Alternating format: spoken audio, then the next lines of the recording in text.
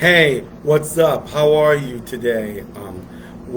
Today I want to speak to you about name droppers, which is synonymous for using the Lord's name in vain. Now, I understand that a few celebrities like Joan Rivers and Arsenio Hall, those two, for examples, might make fun of people to the point where they were comedians and yet they were name droppers in a sense, mainly because of their self-deprecative attitude and saying people's names that were in vain. Those two were tremendously outstanding in that persona.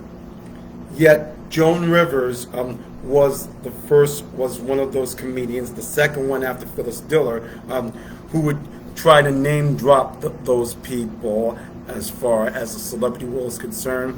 Before Arsenio Hall would do the same thing in particular, Joan would, but a little different. Anyways, enough of that. Let's get on with the message. Although many people believe taking the Lord's name in vain refers to using name droppers, yes, as a cuss word, there is much more involved with the name dropper of God's name. To understand the severity of and the harshness of taking the Lord's name in vain by happenstance, we must first see the Lord's name from his side of his story as outlined in Scripture. The God of Israel, known by many names and titles. But the concept embodied in God's name plays the more important and unique role in the Bible itself. In other words, God's nature and attributes the totality of his being, and especially his glory, are reflected in his name. You can mark Psalms 8:1 and Psalms 119, which lets us know that his name is holy and awesome. And the Lord's Prayer begins by addressing God with the phrase taken from Matthew 6:9, says, "Hallowed be thy name." An indication that that reverence for God and his name should be foremost in prayer. It's reverence for God and his name should be foremost in prayer, so to speak. Now, too often, we barge into his presence with presumptions, to-do lists for him, without ever being mindful of his holiness, his awesomeness, and the vast chasm that separates our nature from his. That we are ever allowed to come before his throne is due only to his gracious, merciful love for his own. Please mark and Hebrews 4:16 before you read it. Now, please listen to me. We must never take that grace for granted. Okay? And it goes on something like this. Because of the greatness of the name of God, any use of God's name that brings dishonor on him, which is a name dropper, of course, or on his character, which is the name dropper, just like I said, same thing, is taking his name in vain. The third of the Ten Commandments forbids taking or using the Lord's name in an irreverent manner, because that would indicate a lack of respect for God himself.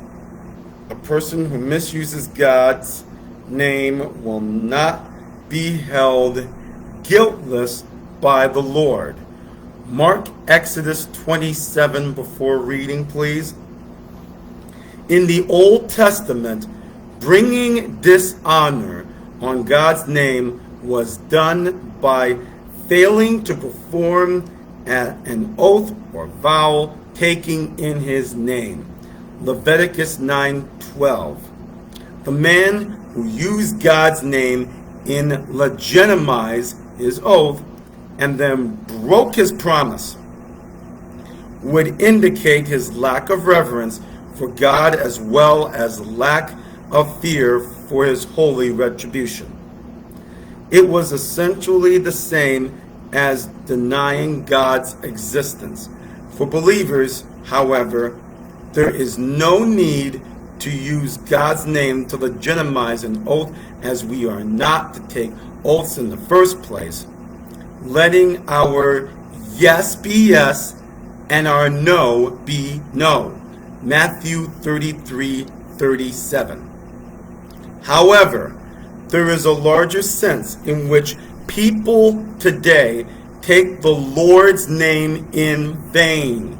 Those who name the name of Christ, who pray in his name, and who take his name as part of their identity, but who deliberately and continually disobey his commandments are taking his name in vain. Jesus Christ has been given the name above all names, at which every knee shall bow. Philippians 2:9-10. And then when we take the name Christian upon ourselves, we must do so with an understanding of all that signifies. If we profess to be Christians, but act, think, and speak in a worldly or profane manner, we take his name in vain. When we misrepresent Christ, either intentionally or through ignorance of the Christian faith, as proclaimed in Scripture, we take the Lord's name in vain.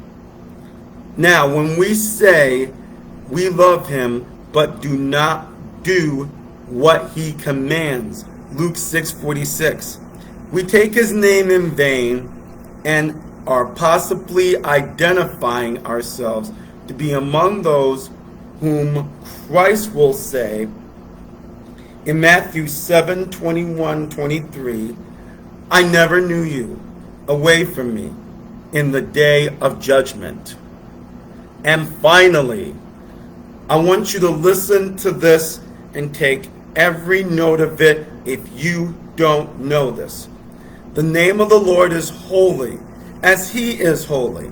The name of the Lord is a representation of his glory, his majesty, his supreme deity. We are to esteem all honor his name as we revere and glorify God himself. To do any less is to take his name in vain. Now, believe it or not, I have something I want you to think about this.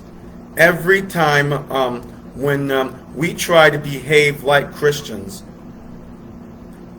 but not Christian enough to say some things that don't make sense, believe it or not, we deliberately take his name in vain for some things we don't know about. And even worse than that, the more you keep on recognizing any curse, profanity, or any other bad things from which in the beginning you have learned, or of course my buddies Norbert and Rachel have all learned about this only in the Bible and only in the Bible, then the worse off everybody is. So please do me a favor.